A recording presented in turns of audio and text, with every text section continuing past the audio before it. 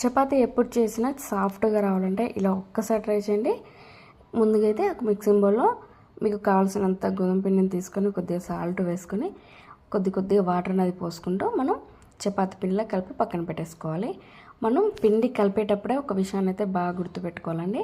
ఇలా పిండిని మనం ఎంత ప్రెస్ చేస్తూ ఎంతసేపు కలిపినట్టయితే మనకు చపాతీ అనేది అంత సాఫ్ట్గా వస్తుంది. ఇలా కలిపేసుకున్న తర్వాత కొద్దిగా ఆయిల్ కూడా వేసుకొని మరొక 2 మినిట్స్ పాటు బాగా కలిపేసుకోవాలి.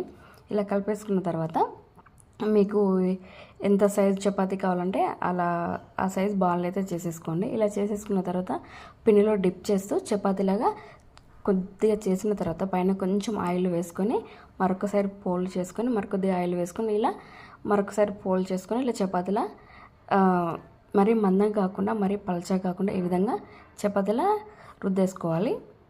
ఇప్పుడు ప్యాన్ పెట్టుకొని ప్యాన్ హీట్ అయిన తర్వాత చూడండి మనం చపాతీ వేసుకొని